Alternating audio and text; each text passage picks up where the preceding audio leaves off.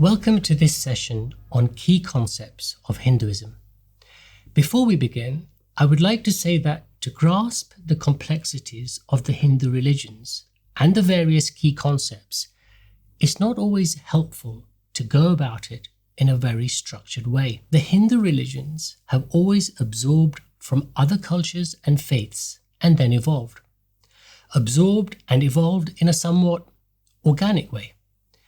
To teach about a fellowship of religions that do not have a founder or a specific one book, a starting date, or a fixed set of beliefs in a structured way almost defeats the purpose of understanding it in its entirety. So as you might notice as we move along, the style and approach to all the sessions here is more of a meandering down a river and picking up knowledge along the way. That river might then break off into another river, which will lead us in another direction, but all the more for understanding Hindus more deeply. After a while, that river of knowledge may join back into the main river, and then again, after a while, shoot off in another river, in another direction. And yet, as you continue to follow these sessions, you will begin to see the connections more clearly, and as a result have a broader and deeper grasp of the world of Hindus, as opposed to me giving you a structured template and then say, okay, let's see what fits in and what doesn't. That's not how the Hindu religions came into being, and that's not the way the Hindu world has grown. The Hindu world is incredibly different than the Christian faith. So in this session on key concepts of Hinduism, we are looking at the idea of Parabrahma. Parabrahma means the supreme Godhead. The word Par means above all. The word Brahman is one of many words used for God by Hindus. It is not to be confused with the word Brahmin, which relates to caste. Another popular word for God is Bhagavan, or even Parameshwar. I will explain shortly why it is helpful to know and use certain Sanskrit or Hindi words when we talk to our Hindu neighbours and friends. This session will largely cover some misconceptions that many of us may have about the Hindu worldview, especially when it comes to the idea of one God. We will also look at how that one God is worshipped by Hindus and what are the important distinctions we ought to be aware of so that we do not superimpose our understanding of how only one God is to be worshipped, and as a result, misunderstand our Hindu friends. As we navigate through these ideas, I will also introduce certain Indian cultural sensitivities that we ought to be aware of, so that we can maintain respect and honour towards the people we are engaging with. Indian culture and the Hindu religions are intertwined quite intricately at times, and to the point where many Hindus wouldn't even know the scriptural references behind the way they do life. Some Hindus call Parabrahma Vishnu, others Shiva, and some Swaminarayan.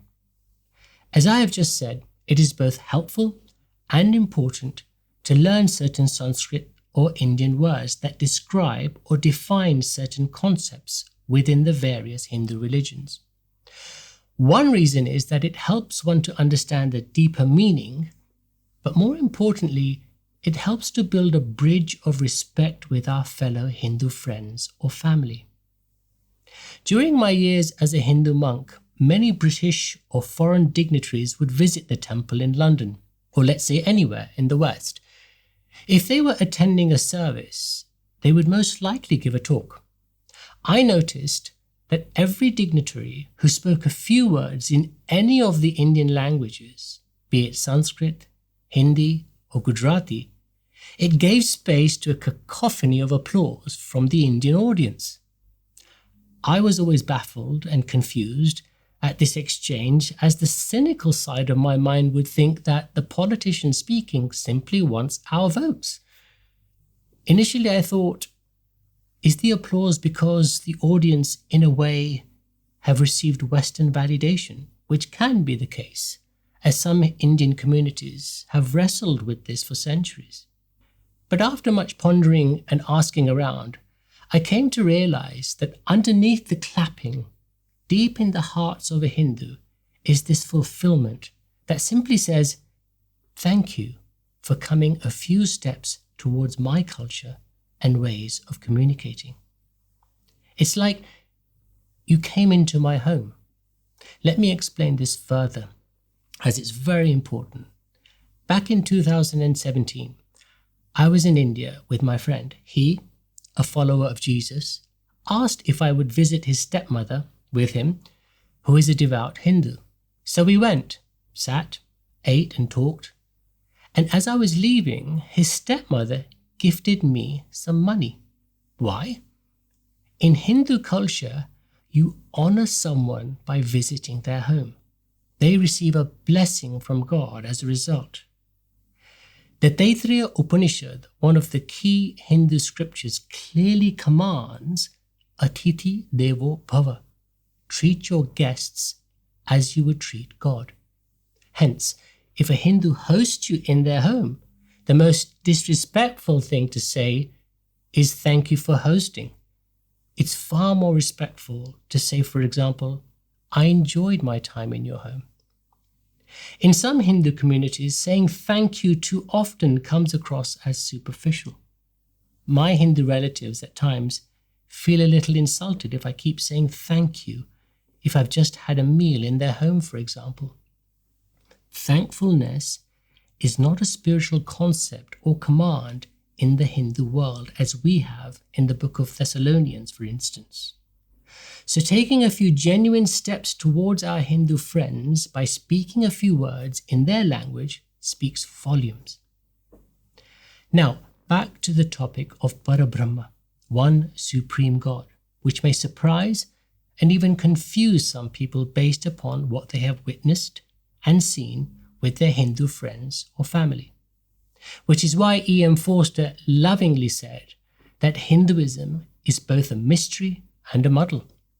The concept of one supreme God has been rooted in Vedic culture from its very inception.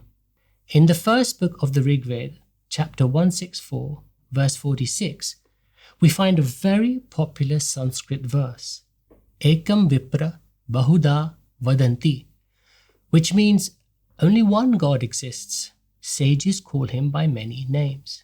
Some interpret this as one God, but there are many paths. A quick side note, and this might help now and for later sessions. You can write an entire poem in the Sanskrit language, and yet a Sanskrit scholar will be able to find 2 or even 3 distinctly different meanings or interpretations from that one poem. Such is the nature of the Sanskrit language, which is one of the reasons why we see various differing doctrines derived from the same Hindu scripture.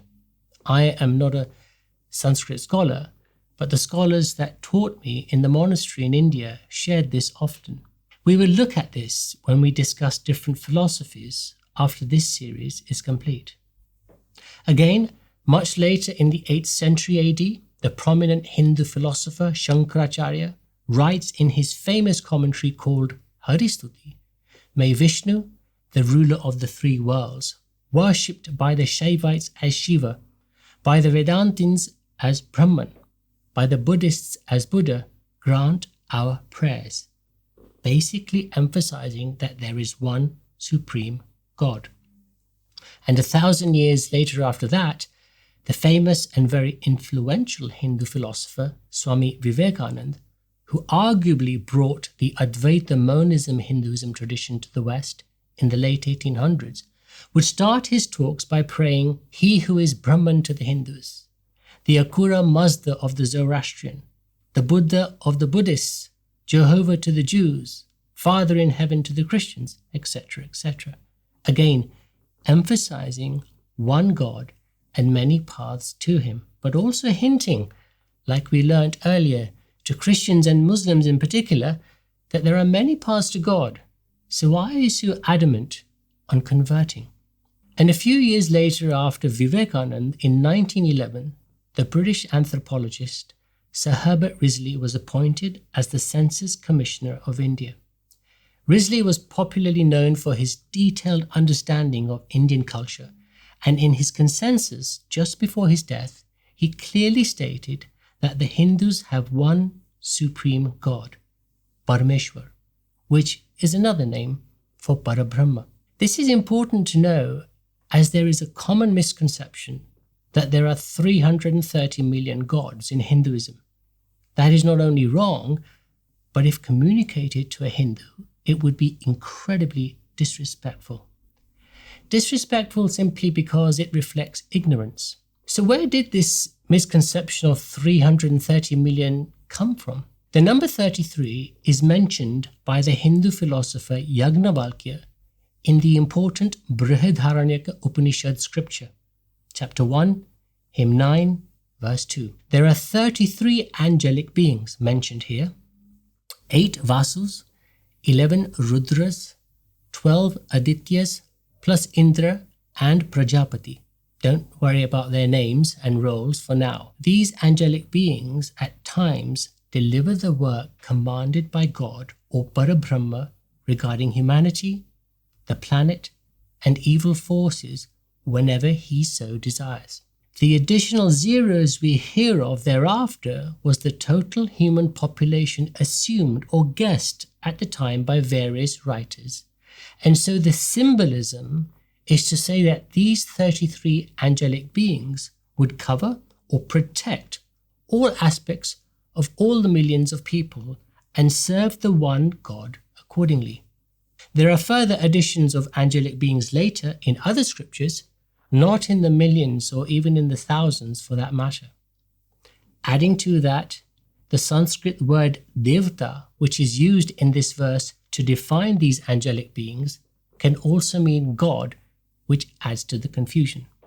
Sanskrit does that. Now, an important distinction here between the Christian faith and various Hindu religions.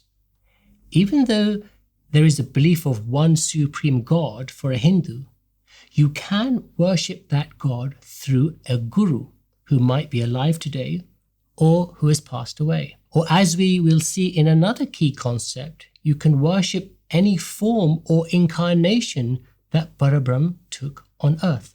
Some worship the incarnation Ram, some Krishna, but both are simply different incarnations of the one God. Now, some may worship the angelic beings like Saraswati, for example, who is the goddess of knowledge, who holds that mantle on behalf of God. But that does not mean that the individual believes her to be God. And equally important to our Hindu friend, Parabrahma or God does not mind that. Tim Keller, in one of his online sermons, points out that throughout the Bible, God is constantly ensuring that his people have no other altar in their hearts but him. Hence, we as followers of Jesus have the truth of a jealous God who wants all of our hearts. But in the Hindu world of religions, that particular heart posture of worship is not demanded by Parabrahma, be it Vishnu or Shiva. We will cover this distinction in more detail later. Praying to the angelic being Saraswati for knowledge does not mean the Hindu believer believes her to be God, and neither does it upset God in the Hindu world of faiths. Now, another thing, there are certain practices or rituals as well that look like worship from a Christian viewpoint, but they are simply a way or a gesture of expressing honor and respect. For example, when I visited my grandmother in India after my marriage, according to tradition, she came out of the house to greet me and my wife with a lit divo, a small wick that is soaked in clarified butter or ghee. She circled it around myself and my wife and then threw petals on us.